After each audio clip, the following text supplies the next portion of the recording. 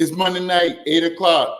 YouTube, Facebook Live. You know what comes on 8 o'clock on this page? It's Dialogue with Dozie.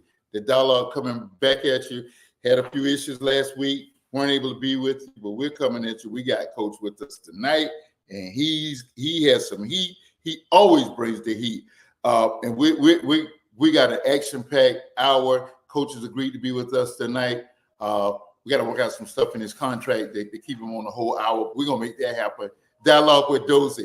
I want to start the show tonight with a solemn dedication, though. This is to my mother's last sibling, my aunt Mary Hazel, Mary Hazel Carter. Tonight's dialogue is dedicated to my Aunt Mary. Aunt Mary is my mother's last sibling, and we buried the Nates to the last one in April, and then Aunt Mary left us about 2 weeks ago tomorrow, and it was all kind of sudden, but we dedicate this show to her memories and to her four biological children, and the fifth one who she helped to raise, and that's my beloved cousin Mia Parker. And Aunt Mary, you were awesome. I'll never forget the time that we came to Winston-Salem on the bus, and when Uncle Harold brought us in, when we walked in the door, the words out of your mouth were, "I just don't believe it. I don't believe it." You were in disbelief that my mother had allowed us to travel up on a Greyhound bus, and there we were, and we had you guys gave us a great 2 weeks, and just every time we came together, we stayed at your house, Auntie. It was a great time. So to my cousins, man, we love you. We're here for you. And we thank God for sending Aunt Mary Esther Hazel Carter our way. May you rest comfortably until we meet again. We love you, Auntie. God bless. Okay, so we are back with the dialogue tonight. And Coach had a thing, it's called Playing Big. He'll talk about it, and just bring him on. Coach Curtis Dean, life coach, and he's always coached to me. I feel out of place even calling him by his name. He's Coach Curtis to me because he has been that life coach to me from a distance. Coach, how you doing? Oh, we're doing good. Thank you so much for having us tonight. Shout out to your aunt. We know those transitions are hard. Definitely what we're going to be talking about tonight, but definitely want to give her a big shout out. Thank you, Coach. Coach, you I don't think you have any idea of what you meant to us. And a lot of it was during the pandemic when we were doing a lot of stuff online, and Toya knows, Madam Producer knows that I actually lived in this. This was more than a man cave. This was where I lived because my wife kept me inside because I had, two medical situations that made me very vulnerable to the virus. And I stayed here. So I watched your podcast. I watched your pages. I watched everything you put out and was listening. And I was just ultraly intrigued. And you blessed us by coming on the show a couple of times. And honestly, Coach, I've been spacing you out. I mean, I could have you. So this show is somewhat patterned after Morning Joe, and I got to thinking about that today. I said Morning Joe has the same guest sometime they're on every day. So I don't know if we could work that out, but we sure would like to have you on as often as possible. It's been mean. It's been not wanting to bother you, but thank you so much for agreeing to be with us tonight. I enjoy it. I appreciate it. I'm sorry if I have to keep flicking up on my screen, but nobody's, used to me being on a night like this, and everybody's reaching out to me, and I have to keep flicking off my screen so I can see what's going on. But yeah, the pandemic was a lot for all of us. And the great thing about it was I come with such a great group of other coaches. And so many of us reached out and offered our services for free or discounted rates just to be able to help people get through that. And so I was super busy during the pandemic, and just, I will put something on my page. A lot of times I go through my memories, right, on my Facebook, and I'll see a particular quote, and there might be 10 or 20 from every year, 2019, 2018, 2017, something, but something will click on me, and I'm going to post that one today. And it may not necessarily resonate so much with me, but then I'll get two or three people who hit up on it and go, man, I needed this today. I really needed to hear that. I really needed to see that and get that comfort or that feeling or that assurance. And to me, that's what it's all about. I feel like I was put here to help people. I've always felt that way since I was a child. I was always that kid at 7, 8, 9, 10 years old, the grown-ups were talking to, telling me their troubles. And I'm looking at them going, okay. And finally, I learned how to help people, and through a lot of different ways. A lot of it through life experiences. And so I'm honored to be here. I'm honored that you guys not only appreciate what I do, but that it actually helps folks and helps you guys, you and Kim, and of course, Madam Producer. She is amazing, and I'm excited to be here. Anytime I can be here, you just let me know. Bless you, Coach. Thank you. One of the things about the okay, so I'm a pastor, and with I don't know about 45 years in ministry. I'm gonna sit down to calculate it lately. But one of the things that when I went to seminary, a lot of my friends were specializing because the school I went to had like 12 different specializations, and a lot of them were specializing in pastoral care. Well, I didn't think I needed to specialize in it for the curriculum because I had come up under such two great mentors of pastoral care, Bishop Rudolph McKissick Sr., still there in Jacksonville. I think he's 94, 95 years old. And my dear friend, Bishop Tom Diamond, who is going to join the ages, but he was both great. So I learned, and what I didn't understand, what I didn't know at that time, is that pastoral congregational care was going to be where God really brought my gifts out to be a blessing. So one of the things I learned was some people are not coming to a pastor.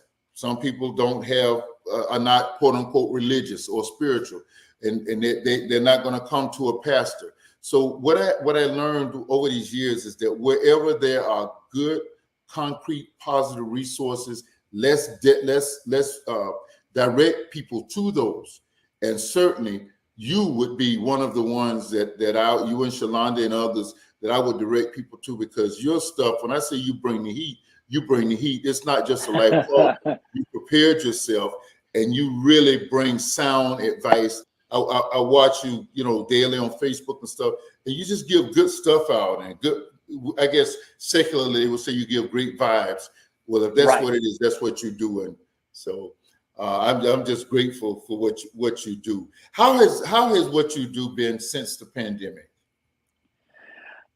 It's been really good in that a lot of people, honestly, the pandemic helped people realize that they needed help, right? Because it helped people. It didn't help you. It made people slow down. Okay. Right. We were all just hard charging, going wide open, doing our job. We're going to school, going to work, going to church, doing whatever we were doing. We were go. And then all of a sudden, life just shut down for so many of us, right? Joan and I ourselves, we were at home just with each other for 2 months, while I was working from home, she was working from home. There were so many people that had to just stop. And then when you stop, as you know, as a pastor, you get to listen to that small, still voice. Yes. And sometimes those voices are not what you want, right? So, so many people learned that they had things they wanted to talk about. So many people, they learned that they had things they needed to share. So many people realized they had things that they weren't addressing. They were just stuffing them to the side. They were pushing them behind them. They were just keeping on, pretending they weren't there. It's kind of sad that my business has flourished only because so many people have realized there's things that I need to talk about. There's things I need help with, and I've always said it, coaching is not psychiatry, right? Like I'm not going to talk to you about the fact that your daddy didn't hug you enough when you're a child. That's not my thing. There's professionals for that. What I'm going to talk to you about is where you're at today and how you get to where you want to be. And all that's within inside of you, right? So that my business has done well only because people need help, and that's what I'm all about, is helping people. So yeah, it's been amazing. Well, it's so funny. So I'm riding along last night I actually was. I left sometime yesterday. I left Winston-Salem, North Carolina, driving this precious Jim, my recently birthday 93-year-old mother with me, and then after she got off of Jacksonville, I had a lot of time just thinking and writing, and I ended up calling one of my friends, and I mean, I'm saying this so that people understand that none of us have all the answers. And I guess what I'm trying to say is Absolutely. all of us need help or assistance or nudging along. And I was bringing a particular issue to one of my friends, a pastoral friend, who is who has invested much of his latter life into just counseling, not even pastorally, just counseling from the secular realm. And we were just sharing some ideas. I shared an issue I was dealing with. He shared one, and it turns out it was similar. And it was just so much relief, so much he had to pour into me. And so what you do is just so vital. You know, and it's really, that's very, very true. And I have a family of life coaches, right? Because I might not be the right coach for you. I might be the right coach for this person, but I might not be the right coach for that person because maybe they're a female, or maybe a lot of males don't even really like talking to a female coach, a male coach. You know, it's so varied, and there's things that I can deal with because, number one, I've gone through them in my life, or because I've been trained. You know, I am certified. I didn't just start doing this because I didn't have anything else to do. I'm certified by the Health Coach Institute. I am a certified life and health coach. So, but I have a family of life coaches, so that if you come to me and we do okay, but I realize that I'm not the one for you, I can refer you to someone else. I have friends who are you know, of all walks of life, and I'm able to send the folks that need help to someone who can really say, hey, that's the person that can help me. And we've done that. I get text messages all the time. Hey, just had a call with this person and I really, really liked them, but I'm not their coach, right? And I think they would so match with you. Could you help them out? And Yes. we move along and do that. And we all hand off to each other. So it is, you know, I mean, we're not all Pentecostals. We're not all Methodists. We're not all Baptists. There's that religion, that whatever speaks to you speaks to your heart. And that's the same way with what I do.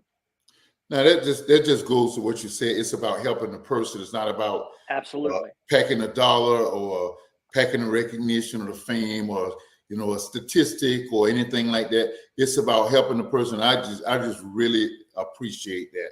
That makes every difference in the world. Before we get into our topic tonight, there's this question. If I don't ask, then I deserve to be kicked in the rear end. How is the lovely Miss Joan? Miss Joan is amazing as always. She, you know, we were blessed with a grandchild about 2.5 years ago now.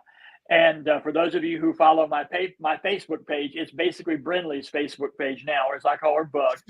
So, you know, Joan and I getting to, and I don't ever say babysitting because I don't babysit my grandchild. I help raise my grandchild. And, you know, because that's the way I look at it. You know, I hate, it drives me crazy to see a father on social media or on anything and say, oh, you know, I'm babysitting the night when my wife goes out. No, ma'am.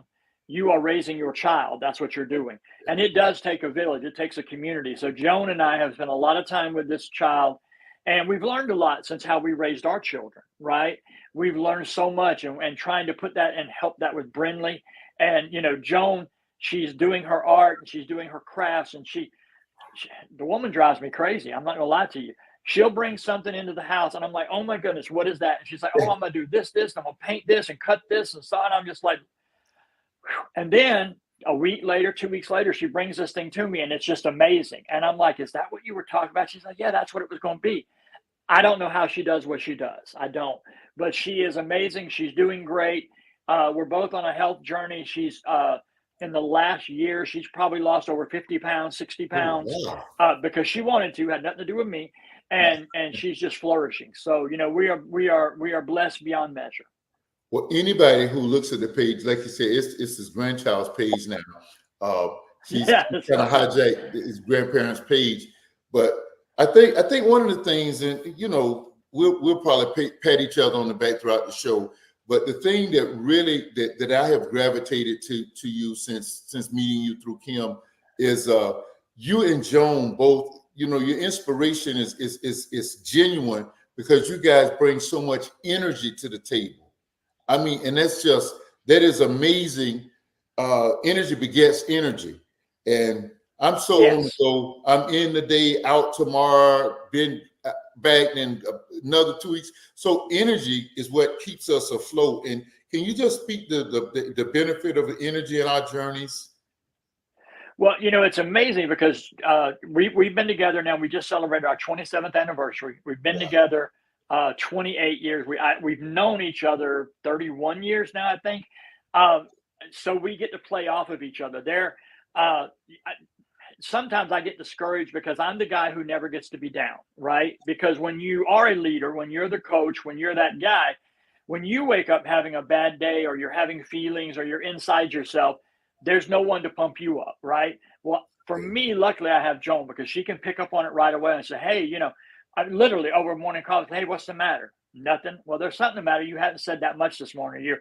Literally, she can tell by the way I drink my coffee, right? Wow. And I'm the same way by her. We've been together so long that we pick up on those little nuances. And because we communicate, we've always communicated. Sometimes it ain't always pretty. Sometimes it's not always pleasant, but you have to communicate. And there's days when she says, hey, you're acting like a jerk. You need to stop that. And you need to get back to you. And there's days where I can say, hey, you're doing this and we need you to do that. It's all about that communication and being able to be honest with each other. We keep each other up. We are our biggest cheerleaders. Growing up, my father was my biggest cheerleader. Well, he passed in 1989. I've been with him. I've been without him longer now than I was with him, right? And I needed another cheerleader in my life. And that is no doubt in my heart that that's Joan. Because I literally, if I came to Joan tonight and I said, listen, I've been thinking about this thing. I want to go to Mexico and join a mariachi band, and we're going to live down there for 10 years. You know what Joan would say? She'd say, we packing tonight or we packing in the morning? Wow. That's all she would say. Wow. And that means the world to me because we know each other and we support each other unequivocally. Wow. Well, Coach, it's an overused axiom, but behind every good man there's a good woman. Behind every good woman there's a good man. I think it goes both ways, and I applaud you. And I'm gonna talk about my spouse. Sure. She'll be mad at me for doing this, but somewhere later in the show, I want to honor the time the good Lord has given us together. But let's get into our topic tonight. Okay. We wanted to talk about. And I like the way I think your beverage I always like that about your show. It just shows the calmness and the leisureness of, and I love that. I just love that. Madam Producer had to tell me, she had to use her expertise to correct me. You know, I said, I want to get a backdrop with dialogue with Dozy, and I want Fort Lauderdale scenery and Jacksonville scenery and Kim's picture on one side and mine somewhere on here. And she said, you know what, Dad? She said, just people like seeing just a regular home studio set. That's right. And so I refer back to you guys' podcast. I'm a big fan of, now that we do this, and we'll get to the topic in a second. But sure. This started, this started with, I used to see people go on Facebook and say, so-and-so live. Who want to see you talk? You know, during the pandemic, when everybody was just sitting around, I turned the camera on myself one night and just started talking about a myriad of issues. And I had 30, 40 people joining in. And so I said, y'all want to meet next week? And that's how this picked up. And then finally, Madam Producer said, Dad, let me grab this and give this a professional look. And so 3 years later, we're still at it. And with God's help, I have no intentions of quitting. But I'm a fan of podcasts. And yours was one of the absolute best of the people that I actually knew. And I'm serious about that. But I'm a big fan right now of like The Pivot. I don't know if you look at that, but that's Ryan Clark. Oh my gosh, the guy's Crowder, Channing Crowder. He's an ex-Gator, he's an ex-Dolphin, and of course Fred Taylor from up there. And it's called The Pivot. They have great, they have great people in their show that not just athletes. They have everybody in the culture, as does Shannon Sharp, Club Shay Shay.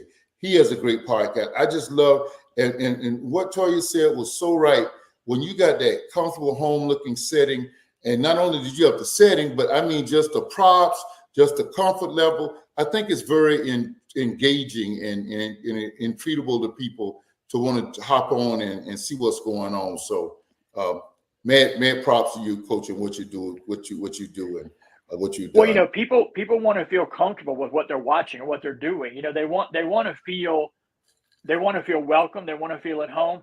I enjoy a nice glass of wine when I get home from work. I have a couple of glasses of wine. I'm not going to hide that. I'm not going to be somebody I'm not. I may have a glass of bourbon. It may be whatever it is, but that's what I do. And it was so funny because I have a friend over in Ocala, Daniel Gray, and he has an amazing podcast now that he's been doing for a couple months now. And as soon as I posted the other night, I was going to be on your podcast. He hit me up and he said, "Hey, what's going on?" I said, "Well, we had technical difficulties. We couldn't get on." And he said, "But that's great. But it also made me think I want to get you on my show as well." Wow. And so I appreciate the fact that just this little thing here that me and you may not think as much, it adds on to something else, and something else adds on to something else. And it all becomes a big thing. And it's only a big thing to someone who needs it, right? Because if one person who needs it watches it, it doesn't matter if 500 people who don't need it don't watch. That's my opinion. That's right. Well, before we go into the break, we're going to introduce the topic anyway. Sure. You and I could just holler and just rap all night. And we could, yes. Yeah, I'm just so grateful you came our way tonight. We're on tonight to talk about transitions, and it's kind of with the whole back to school thing, the end of the summer, the lead into the fall, even though we got a month or so on that. It's just a whole evolution of the clock, of the seasons, of our lives. I want to get into the topic, but I keep thinking about what you said earlier when you said people had to adjust to calming down and life slowing down. And I was just thinking when you said that, gosh, we didn't miss anything, did we? By calming down and just, so seasons and of course, as a retired educator, I always think, and a lot of my friends went back to school this week, and you see kids now out. You got to plan extra time because the school bus is out. If you play that morning golf, you got to find the routes around the school buses and all that. But these are transitions, Coach, that many of our viewers are very relevant to them, and for some it's traumatic. I mean, just figuring something out. And I know you're going to talk about all of the transition, but how about the parent who? So I have this major street that runs from the Atlantic Ocean basically to the Everglades. There's 4 or 5 streets in Broward County in Fort Lauderdale that does that. In my street, one on my side of it, and I'm blessed to say this. You have Inverary, which back in the day was one of the more exclusive neighborhoods in all of America. The other side, it's called Deep Side. And you can just take that name and think of all of everything that goes along with it. So going back in the day, because I don't want to reflect on me, people live on this side of the track, okay, so we got it, let's go get the credit card out, March, and go and take Junior to get clothes. People in Deep Side, it's a struggle. So transitions can be traumatic to people. They're not all pleasant. So I just want you to just kind of engage us in this whole topic. We got about 5 minutes before the break, and we're going to spend the whole time with it. But just kind of engage us in this whole issue of transitions. Well, let me start off by asking you this question, Coach. Why do you think transitions are so scary? I think, and this is. That's why every coach needs a coach, every pastor needs a pastor, every counselor needs a counselor. Because you see, you don't think about that. But when it hits you, it hits you. So I think that even in these little seasons, and if you look at the calendar, these 4 seasons, you get into a season and you get comfortable. And summer is one of the more, even spring, one of the more, they're very comfortable And even I lived up north. We lived up near Chicago, and even more there when you had drastic changes of seasons with Sure. those. But you settle into a season. Wow, we got how many hours of sunlight now?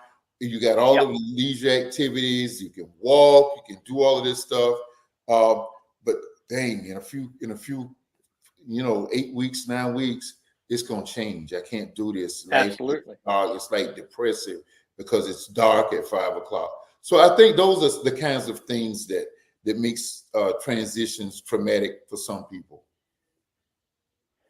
Well, and you were talking about the pandemic. What a transition that was, right? Because we had to transition from being out in the world and doing and going into all of a sudden just being home, everybody being home.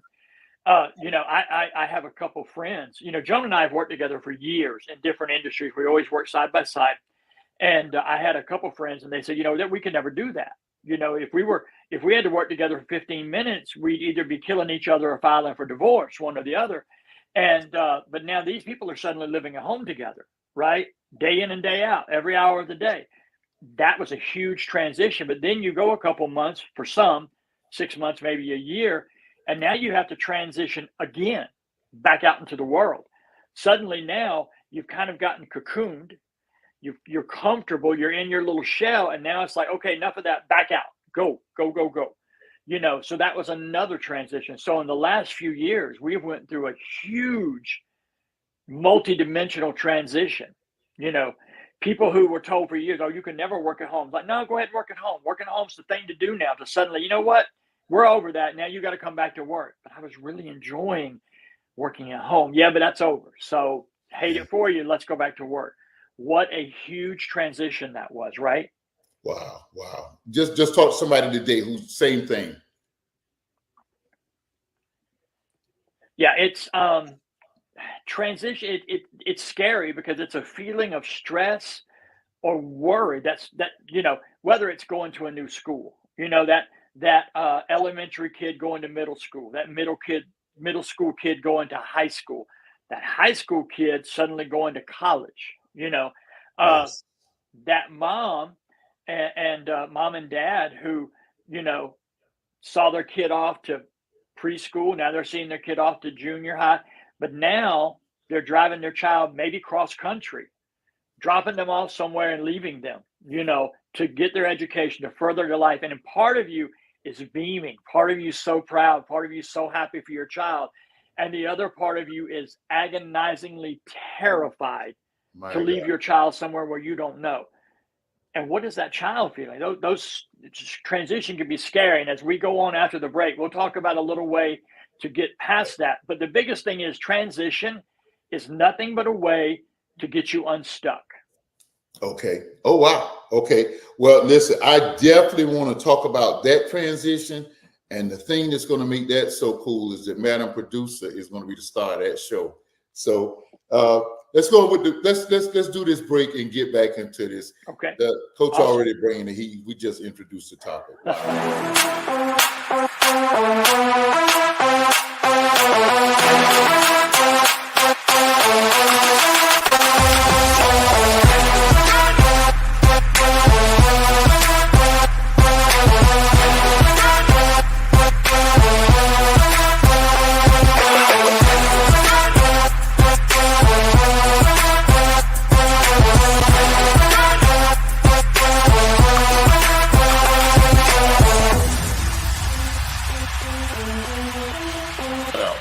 I want to shout out the NBA.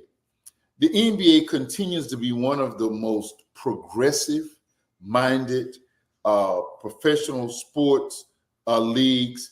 They've always been progressive. They've always set the trend, set the standards, and I want to shout you out. And it has nothing to do with the fact that I'm a basketball player and a big fan of the NBA and traveled miles to see NBA games, right, Madam Producer? Okay, I want to shout you out because this was the Hall of Fame weekend. Last weekend, actually, was a Hall of Fame weekend.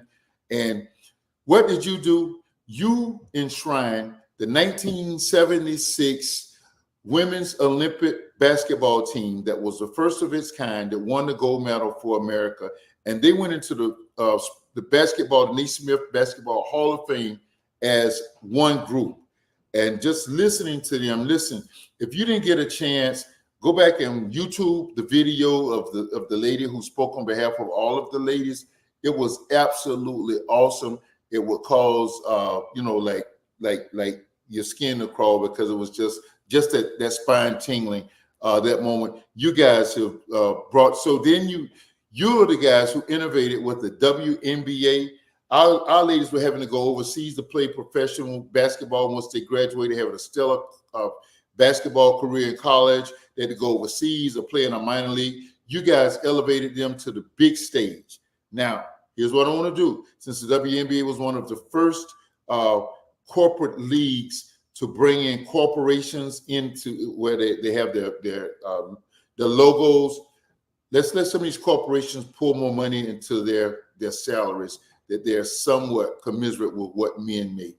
I understand it's not the same right now, but let's help them to get there. That way we don't have the Brittany Grinders and them having to go to crazy places like Russia to earn a living when they have the same talent that a Chris Paul has as a male. So let's consider that. But shout out to you still, NBA, because you brought us the WNBA, and we're enjoying WNBA basketball right now. And the Hall of Fame. Oh, what a absolute awesome class that went in the WNBA. Paul Gasol, Dirk Nowitzki, Pop, Coach Pop, Tony Parker, and man, I want to say Sue Bird. I'm messing up her name. Please forgive me. Who had a stellar career, and now she is balling out as a coach with the Las Vegas. What are their nicknames? I can't think of their nicknames. Don't get me for that. But she's balling out, and she actually should be coaching an NBA franchise. And my dog of all dogs, my favorite NBA player of all time, Dwayne Wade, who had these words to say when he called his daddy up on the stage. He was the last one to receive his enshrinement, and he said he would not have made it. It was his dad who got him there. And these were the words he said. He said, "We're going in the Hall of Fame, dog." Shout out to you, NBA. You're the best sports league. Everybody ought to watch it. It was you who showed us about the bubble during the pandemic. It was you who did everything that caused us to stop all the racism. You had the slogans. You got them at the end of your course. You got them everywhere. Guys wear shirts. NBA, you're off the chain. The dialogue shouts you out that night, okay? Now listen, before we get back into the show, I'm probably gonna get in trouble for that, but I want to shout out. I want to thank everybody, first of all, who donated to Showering Grace as my Facebook designation for my birthday fundraiser. You know, Showering Grace is there. They have two showering buses, one in Broward, one in Dade, that go into strategic locations for our unhoused citizens, and they shower. They get brand new clothes once a week in different locations. Sometimes they follow the bus wherever it is, that's where they go. And I thank you all for doing that. But I also want to thank you for the birthday shout outs, 66 years old, after having a diagnosis that I've had to deal with. I'm so grateful to the good Lord for 66 years. I'm especially and eternally grateful for 44 years of marriage to this beautiful lady. And also, my birthday and anniversary is August 11th. August the 12th is my mother's birthday. Our queen, the matriarch of both sides of our family. Now she's the remaining connection to the previous generations for a lot of us.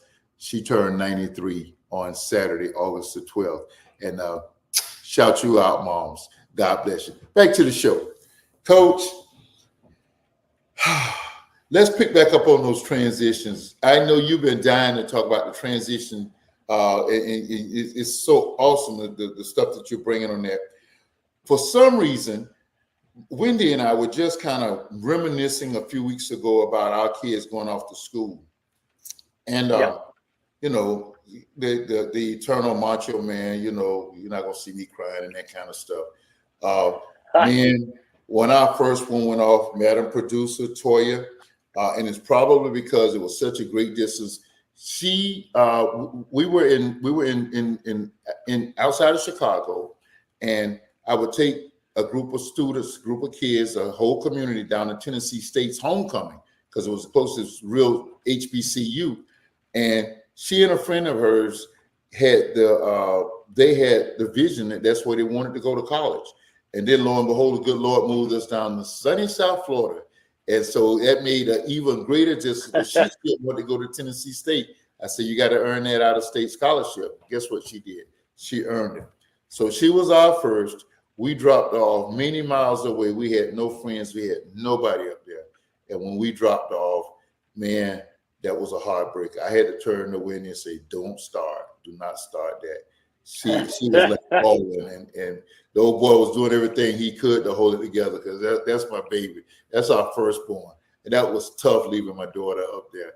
So you have that. By the time we got to the second daughter, she was with somebody, a friend of hers, and they were right in Tallahassee at FAMU. And then we had some connections. We felt a little better. Then the son, we dropped him off at FAMU about 6 years later. And he was playing football for them. So we already had connections with him. So it got easier and easier. But how do parents make that? How do they make that transition successfully? Well, a lady I used to work with at CarMax way back in the early 2000s, she was, I don't know, in her early 20s when she and I met. And I thought she was awesome back then. And she and I, we've stayed together through Facebook and stuff, knowing each other. We follow each other. Every once in a while, we'll shout out each other and a little comment, this and that. And she has a son, and he is incredibly, she had one son a couple of years ago who went into the Marines. That was hard on her, right?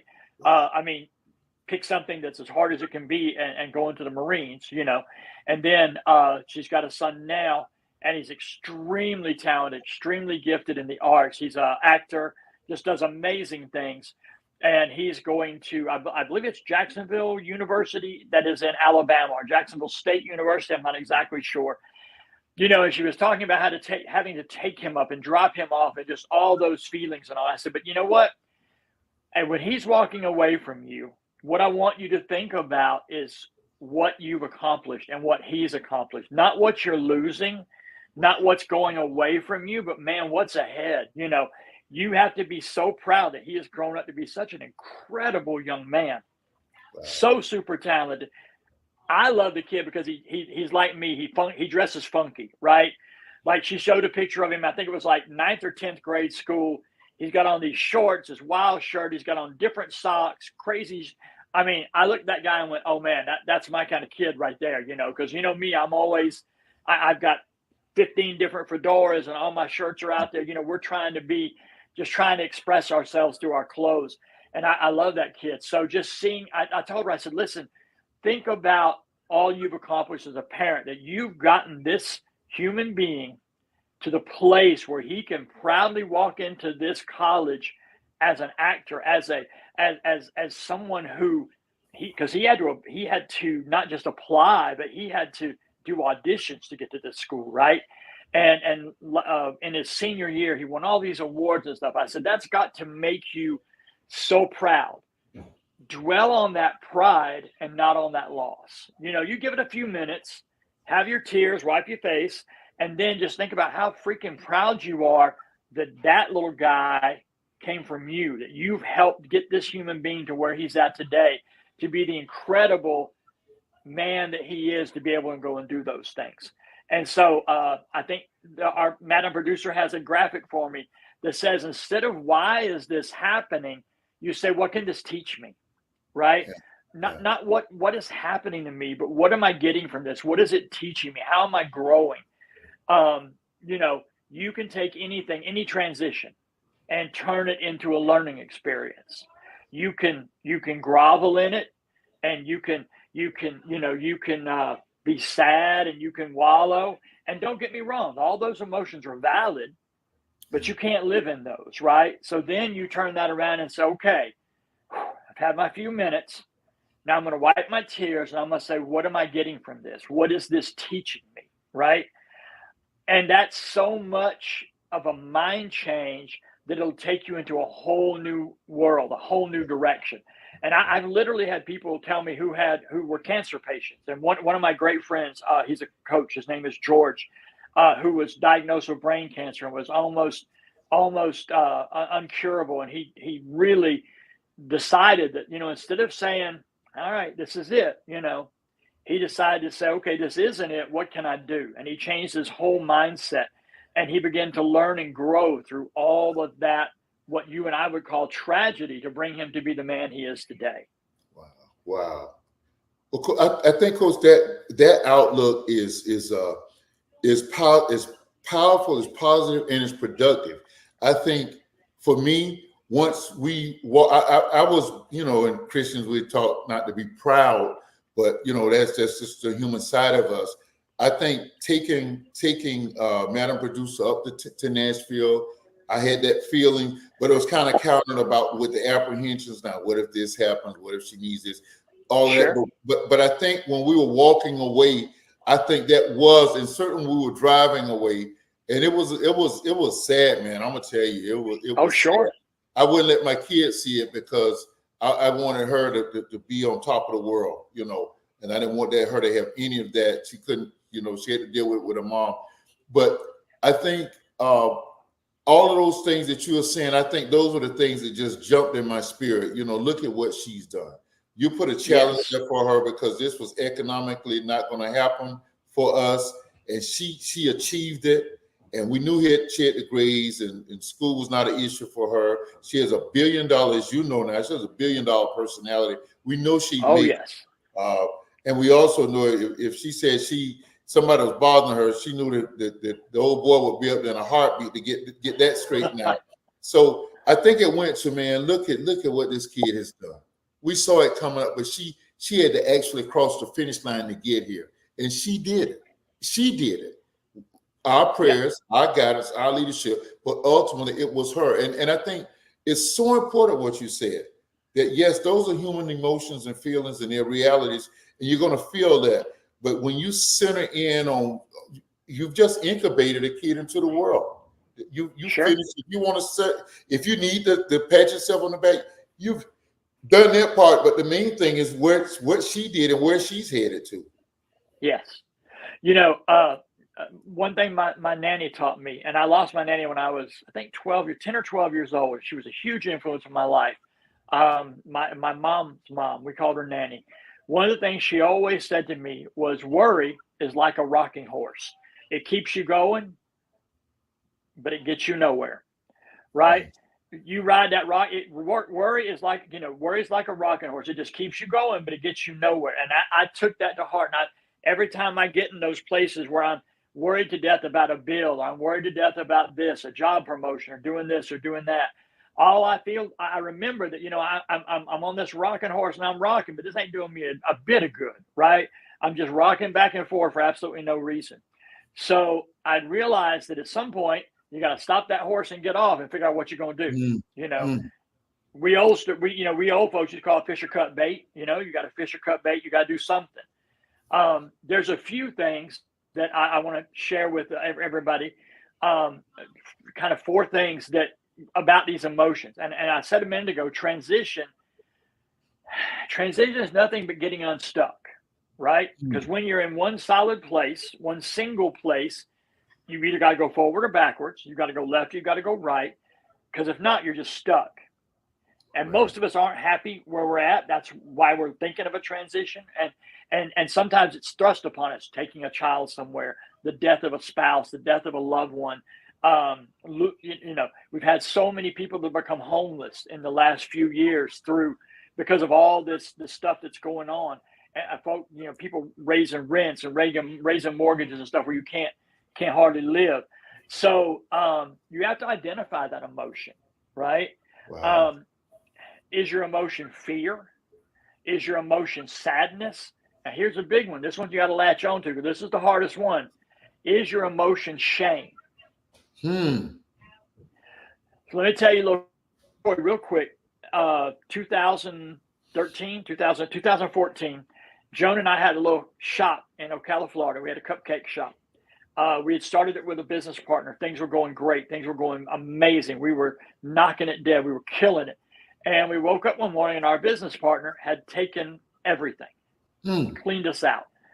Because I am in some ways naive, and we had this business partner We were all on the checks. We were all on the bank accounts, right? We were all on and everything. We woke up one morning, had cleaned out the bank accounts. So I went from having a huge. I had my chef business. We had this shop where we were doing cupcakes and pastries and sandwiches. And we were at the top of our game to waking up one morning and having nothing, literally nothing, right? And I had to figure out how to get out of that. And so part of it was fear. Oh my God, what's going to happen next? Part of it was sadness because someone I trusted had hurt me. But the other part of it I was feeling was shame, right? Because I was ashamed I was stupid enough to be taken advantage of. I was ashamed because how do I tell my friend that I need to borrow money because I literally can't pay my rent. I don't even have money to go somewhere and get a job. So I had to get out of my comfort zone. That's the first thing about a transition is identifying that emotion. Wow. And I was feeling them all, the fear, the sadness, the shame, everything. But I had to get out of my comfort zone. We had good friends in Atlanta, Georgia. I had to ask them for money. I had to call them on the phone and say, this is what happened. I need money. Now, luckily, this was the kind of friend that their only question was, how much do you need and how fast can I get it to you? Right? That same month, we moved to Jacksonville. I got a job, me and Joan both working storage, making $10 an hour each, 40 hours a week, nothing like what we were doing, nothing like what we were making. Now, you fast forward to 2023, in that same job, that same operation, I am now the learning and development manager. I'm the recruiter for that company. I'm in human resources, right? Joan has running a property. We've got the pastry business back up. We've got my chefing business back up. We're doing all these things. I've become a life coach. We didn't live or wallow in that. We identified it and we figured out how we had to move along. Wow. But the biggest thing was identifying what our emotions were. That's step number one. Wow. I mean, I hope people are just taking these steps in, even this kind of great information is being meted out to you. Write this stuff down because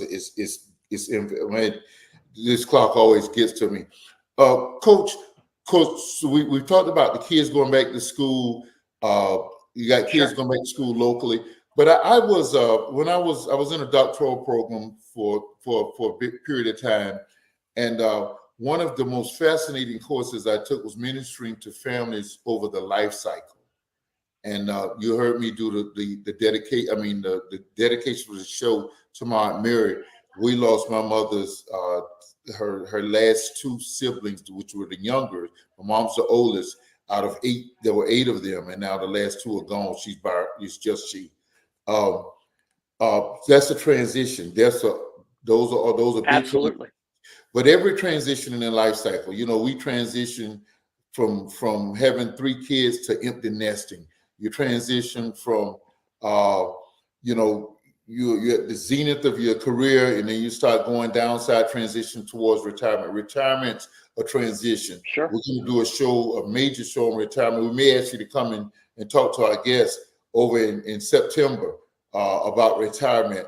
What about some of these other transitions that are just natural, but can be traumatic, or they can be triumphs, like retirement? If you're not prepared for it, and particularly when undercover ageism forces you out, how do we adapt to these transitions?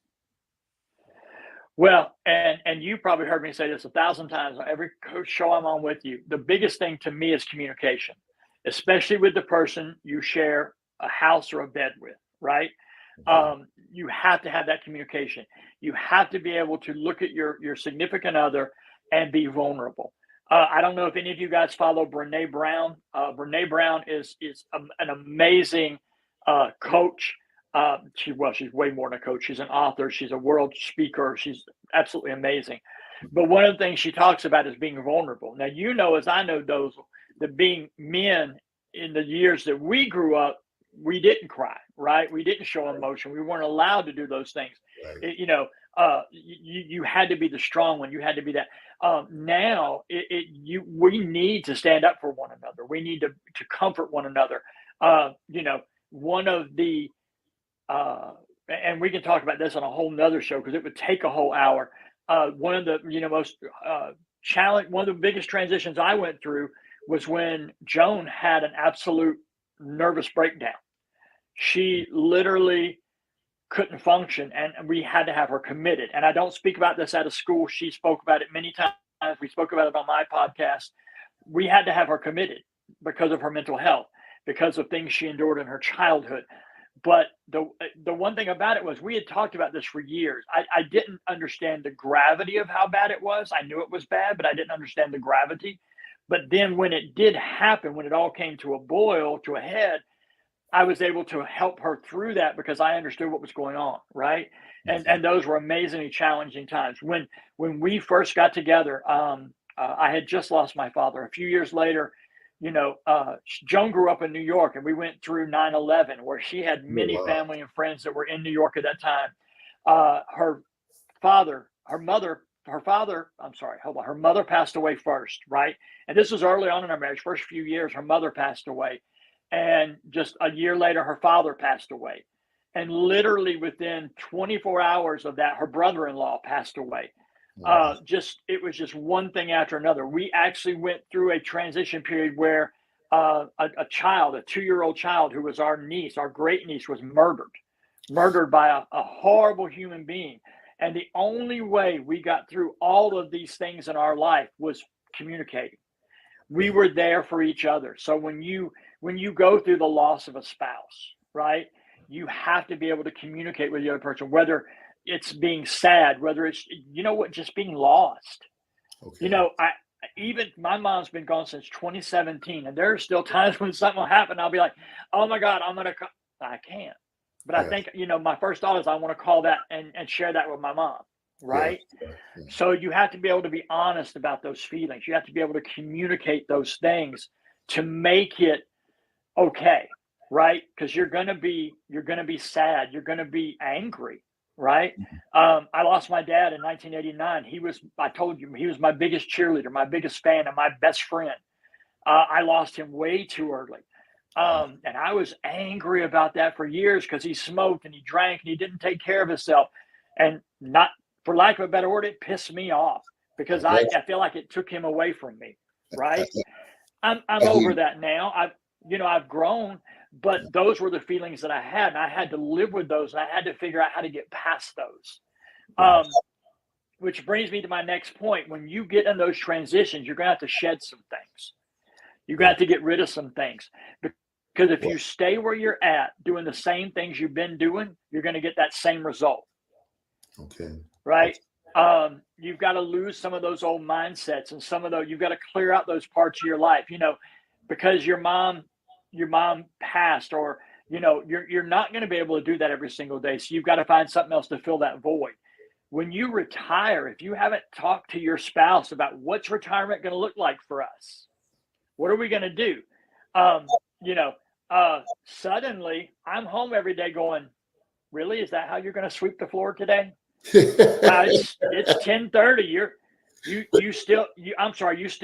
We're still watching Prices Right. Shouldn't you be, I don't know, laundrying or doing something, And she's thinking, I don't know who this man is who's been gone for 25 years working, and now he's here every day, but I'm probably going to smother him while he's asleep. That's probably what's going to happen next. And it's so You've got to be, yeah, right. You've got to communicate. What is retirement going to look like for us? Because you're thinking, I finally get to relax. I get to slow down, calm down. And you know what she's thinking? We're going to travel. We're going to shop. We're going to go all over the world. Yeah. So I know we're going up against the clock. Am I stretching out too far? Yeah, we read at it, but that's sorry. So you're talking about retirement, and if you don't mind, Coach, I'm gonna ask you back on probably the 3rd week in September. I want to bring some couples in, please, on retirement. Anything you wanna just kind of recap? We may need to do a part 2 to this whole transition show, but anything you want to kind of just wrap up, and we want to deal specifically with retirement. If you'll be so kind to join us again, and we'll let you know, give you a good warning on that show. Absolutely. The thing about transition is when your life is telling you need to transition, you're stuck. where you're at, right? The universe is trying to tell you something. The life, whether you believe it's God, whether you believe it's a higher calling, whether you believe it's the universe, whatever you might believe, the universe is telling you you're stuck where you're at and you need to do something different. And you need to be open to that. You got to sit with that a little bit and figure out what your next step is going to be. Just don't be afraid of transition, right? Think about it, plan for it, and try to make it the best. Whether you're dropping off your kid at school, because you're empty nesters now. Some people think, "Oh, I'm going to be so lonely." No, you've got your spouse there now. You guys have been doing this one thing for so many years. Guess what you can do now? You can do whatever you want. You know what? You don't have to take the kids to soccer. You don't have to run, get lunch money. You don't have to take on the backpack they left. You can just be, right? Yeah. So think of it as an adventure. Think of it as a life change. And those of you who've gone through sadder transitions, just think of, and Joan and I say this all the time when, like someone who they lose their spouse and then they lose themselves to maybe alcoholism or drugs, they fall into that thing. That's not how you want to honor that person, right? Yeah. When you're having that transition, how can I truly honor that person? It's certainly not by sinking into alcoholism, but maybe it's by, Joan is big into art. So maybe if I were to lose Joan, my transition could be volunteering somewhere where I could help kids with their art or doing anything that would help carry on her dream and her love, right? Okay. Think about it that way instead of thinking about it in the reverse. I appreciate you guys. I love you so much. Thank you for having me on. Coach, God bless you, man. Thank you for being with us. And I know I put it out there in front of our 2,000 viewers tonight, but we're looking forward to you being back with us in about a month or so when we do this retirement show, because I just want you to go more in depth. Sure. And then you will have some experienced couples to kind of bounce it off with, and I may be able to get somebody close to me who will be in the throes of just retiring. So, Coach, thank you so kindly. Okay. You are awesome. Just God bless and thank you, and give my love to the lovely Miss Joan. Thank you so much. It's always an honor and a pleasure. We appreciate you guys having us on, and anything we can do to help, just let us know. Bless you, Coach. Thank you, sir. Anything you need before you go, anything that you need to push tonight, Coach? You want your website out, anything? I think she's got it out there, but she put my link tree up there, and honestly, I shut down my website because I'm getting so much from word of mouth that, the website was costing me money. It really wasn't worth the effort. So, but my link tree's up there. I've got a few other things going on, my YouTube and those kind of things. I'm thinking about doing a few other things, but yeah, it's playbigcoach at gmail.com. If you want to reach out to me, just playbigcoach. If you don't know what playing big is, it's just being more than you ever thought you could be. And that's all there is to it. So. Coach, thank you so very kindly. We really, really thank you and appreciate you. God bless you and family here. Have a good night. Good night, Coach. So as I see it tonight, there's old axiom which says that knowledge is power.